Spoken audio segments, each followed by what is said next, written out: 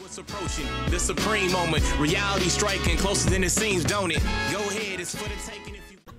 Hey, how's it going? So this is the Q&A session video that I meant to upload a lot sooner, but I kind of timed it to right now because next week, January 12th, will actually be my first year anniversary of this channel. So with that in mind, I figured it'd be kind of an appropriate video for that. I'm just going to do it a little bit early, but a lot has happened within the last year. I mean, the channel has grown to about 10,000 subscribers over the course of the year, so I did not expect that one bit. So I'm just going to be kind of talking over during this video, so just kind of treat it like, I don't know, a radio cast or whatever, with just kind of audio type of setup. So just kind of listen to it in the background and whatnot. So I've got the list of questions, so I'm going to start with the most either asked or intriguing questions, and I'll work from there. Alright, so the very first question I tended to get a lot was what made me start, or what inspired me to start a YouTube channel. And I'm going to break it down like this. Pretty much at that, around this time last year, I worked in the finance industry, right, as an analyst, and I was working some crazy hours type of stuff, right? And I was going through a lot of stress, a lot of bullshit, politics, whatever, and I really didn't have kind of a side hobby at the time. I mean, what I would do to kill the stress at the time would be to just, go out and drink and whatever, like just do dumb shit pretty much during the weekdays, and that was pretty much how I compensated for it. So I don't know, at some point I decided, why not start a YouTube channel. I had one in the past where it was kind of a hip-hop channel, and I did instrumentals and mashups and whatnot, but it got me thinking maybe I should start a YouTube channel. And I pretty much have been playing Dokkan Battle every day for as long as I can remember. I think I started around let's see, like spring of 2015, shortly after it came out maybe. But I was like, all right, I'll start a channel. I'll kind of go into it with kind of a hobby type of mentality and go from there. And that's pretty much how it started, was to get away from the work stress and find something to distract myself with. That's pretty much how I started the channel. Leads to the next question. So what inspired my YouTube name, Jinro?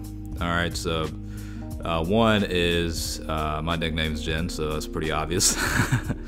Number two, depending on how much in anime films and stuff you guys watch, there's actually a film by Mamoru Oshii. He's done films like Ghost in the Shell and whatnot, but Jinro the Wolf Brigade is actually one of my favorite films. And at the time I was kind of struggling to come up with a channel name and whatnot, so a little bit of inspiration from that, and combine it with my nickname, I just went from there. So that's kind of where that came from. And I do tend to get that question every so often, so that's the answer to that one.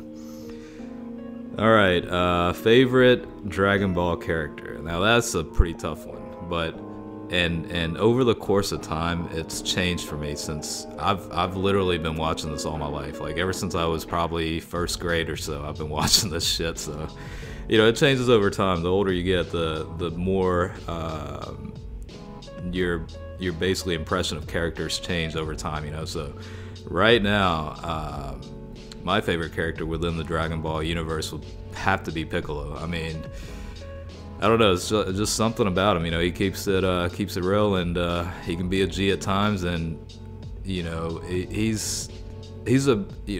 obviously fused with Kami at some point, so he's got that intelligence factor. And I did like the character development with him, where he started off with a villain, and kind of over time, especially with training Gohan and whatnot, he's become a really good, not only a character, but also one of Goku's best allies in a way. I mean, that trust factor in relationships pretty up there. And I will say this, Krillin actually grew on me over time too. Initially I didn't really care for him too much. I thought he was kind of a clown kind of thing, but over time you see that relationship of how far it goes back with Goku and you know how tight they are. So yeah, Krillin over time has grown on me too. So but if I had to answer one with only one answer, I would say Piccolo. So that's yeah, who my favorite DB character is at this point in time. It might change in the future, who knows, but that's it for now. Okay, so favorite LR card. And it's funny I'm answering this question right now because my favorite LR card is actually LR Trunks, which fortunately I was able to pull my first summonable LR recently, and it just so happened to be the Trunks card. So yeah, real happy about that. Just that scene in the manga was just, at the time when I read it, just mind blowing. You know, future Trunks showing up against, you know, Mecha Frieza and King Cold. Just the way he demolished them instantaneously like that was pretty amazing. And related to the card stats itself, I do like the built-in critical for that guy. I'm a big fan of criticals in the game, so it's just kind of you know, combination of all those that kind of led to, you know, me liking that card so much. But you know, I'll talk about the battle itself later, since it is another question. But yeah, in terms of favorite LR card right now, it's definitely the LR Trunks. Now, in terms of the favorite card, there's varying degrees of how to answer that one. But you know, the short answer to that would be either Intelligence type Gogeta or the Super Saiyan 3 Bardock. Just for the sole reason of practicality, really. When those two cards came out, especially with Gogeta, it just completely changed the game for me. Like, the Intelligence team, Mono Intelligence for me was the weakest out of any team at that time. And ever since Gogeta came out, it ended up becoming one of my strongest. And then that's the same case with the release of Super Saiyan 3 Bardock was, it just, right now my Super Saiyan 3 category team is just bug nice. You know, it's like, it's so nice. That's pretty much the team I go with any new Dokkan events or whatnot. So that's the answer to that one. And I did cover it a little bit, but another question I got was, you know, if I do YouTube full time or what do I do for a living? The answer to those questions is, one, I don't do YouTube full time. I actually work full time during the day, and I kind of squeeze in, you know, video recordings, you know, during my lunch break typically, and then kind of edit and upload the video after work kind of thing. But I've been working in the finance industry for, I don't know, about 7 years now.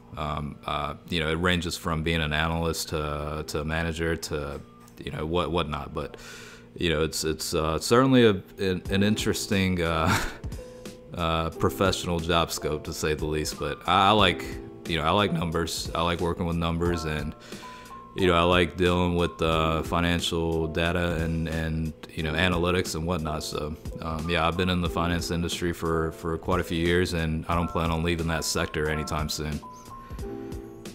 All right, so how was I introduced to Dragon Ball Z?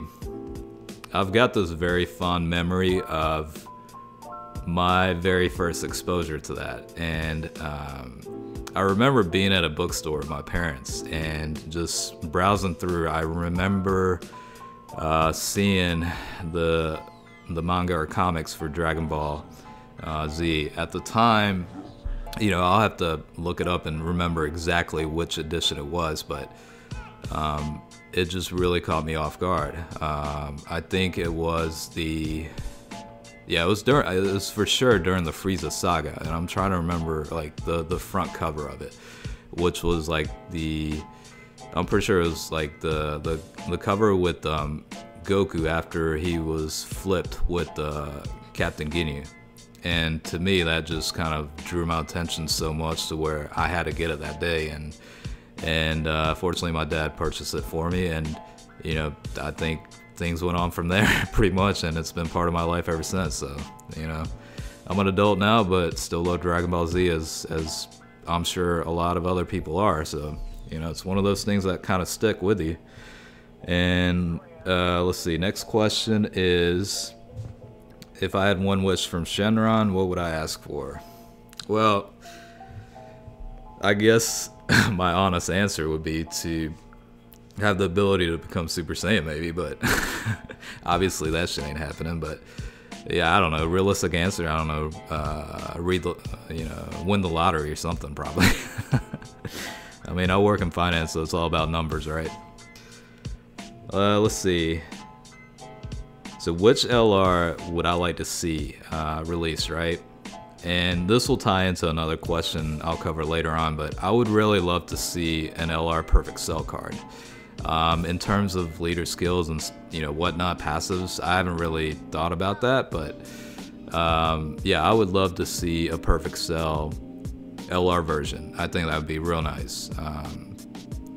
Yeah, I mean, I'll leave it at that. I mean, it's inevitable. I'm sure it'll come up at some point, but yeah, that's pretty much the LR card that I like to see.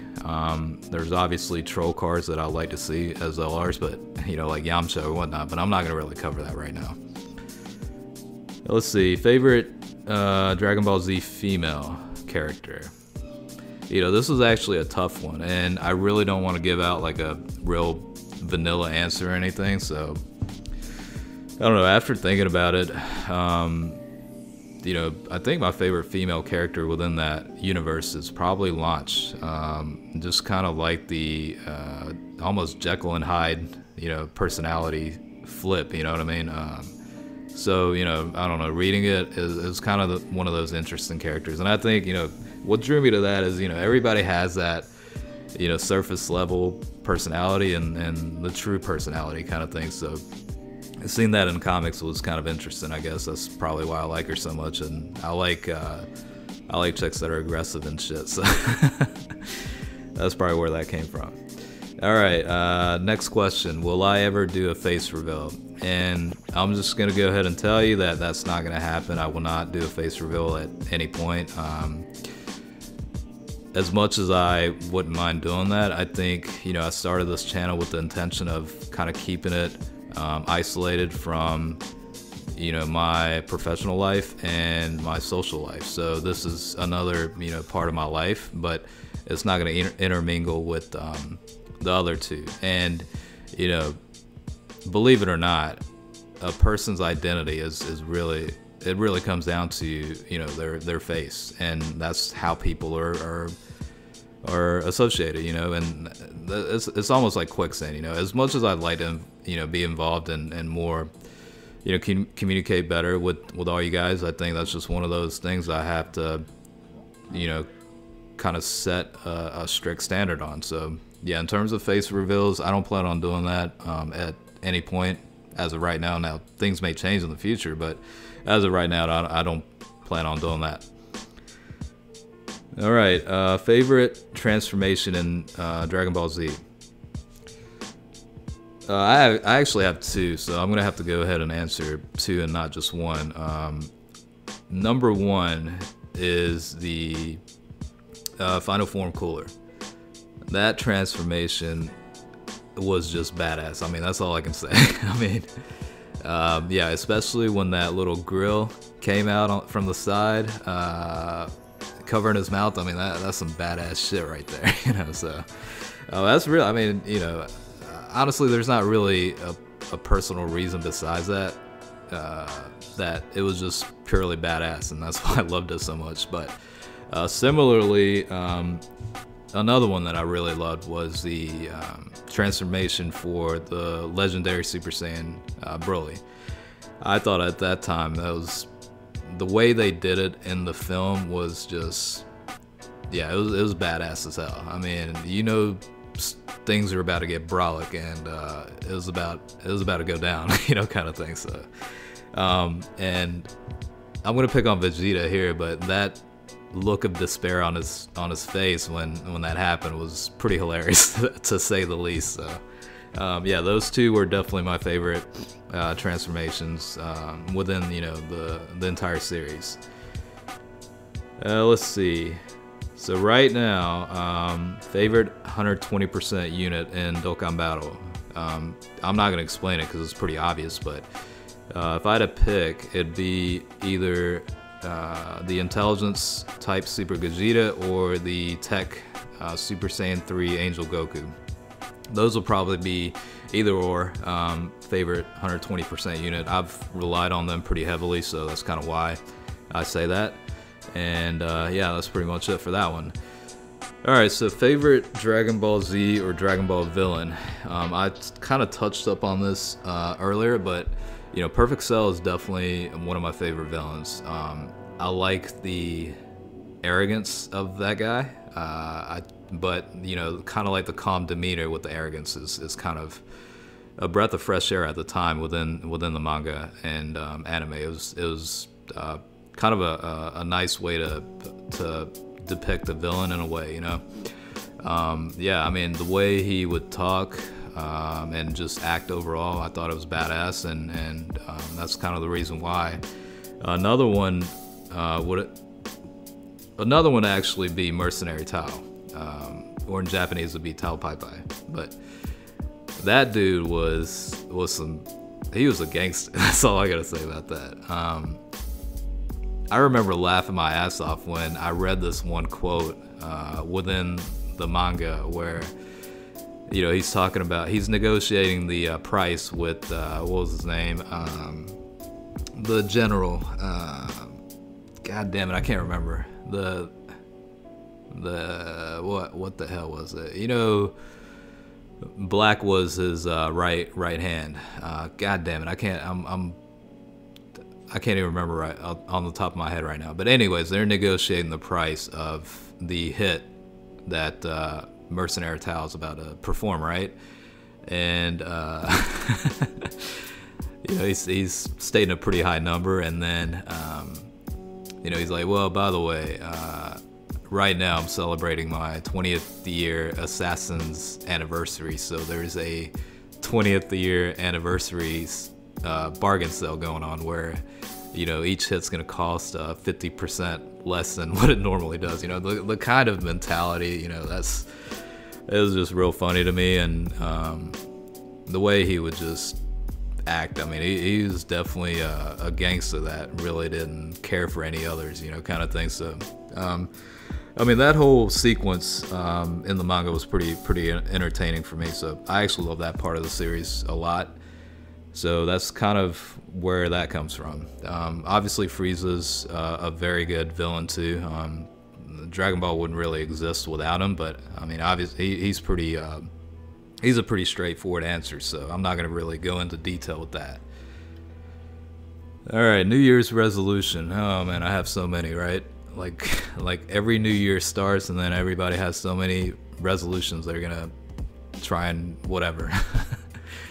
I guess the main one for me is I need to quit smoking cigarettes. I've been smoking for a very long time, and I needed to just knock that bullshit out, you know? But yeah, that's probably the goal right now, is to quit smoking. Let's see.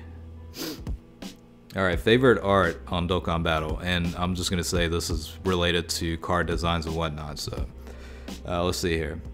I've actually got 3 cards that I listed here, so I'll go through each one and explain why. I think it's called the Great Brilliance Spirit Bomb Goku card, the Strength type. Now, I know it got the Dokkan Awakened not too long ago, but I'm not talking about the Awakened version. I'm talking about the original card design.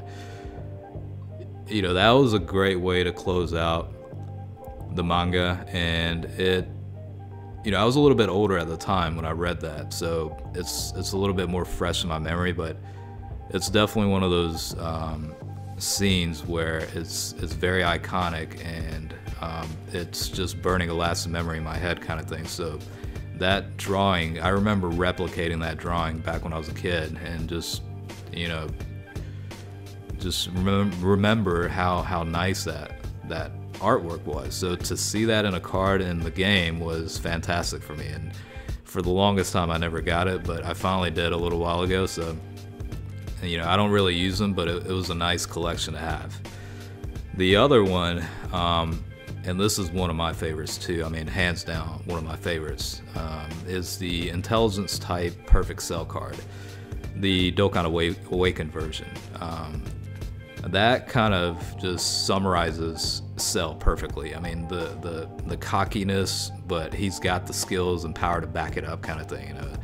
And you come across a mofo like that, I mean, if you see something like that in front of you, I mean, that's, yeah, you're pretty much, there's nothing else but despair that you're going to be thinking about, you know, kind of thing. So that's pretty much where that comes from.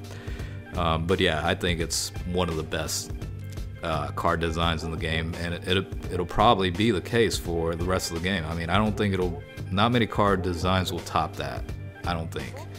And it's similar for the next one, which is the intelligence type Majin Buu or Buhan card, after the Dokkan Awaken. I guess it's called the Countdown to Despair. That is another badass card.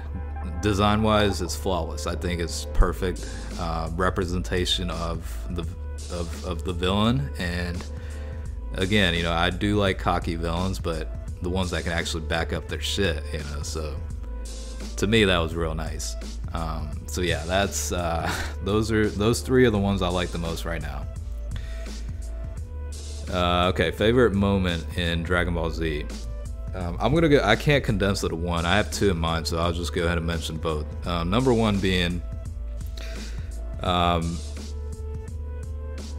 when Piccolo is talking about the androids, where, you know, it's Android 19 or well, yeah, the first set of androids, 19 and 20, show up, and they're, you know, relocating to a new area to fight, right? And they pick this I don't know, like plains, but it's got, you know, the rocky, you know, kind of cliff area on the side kind of thing.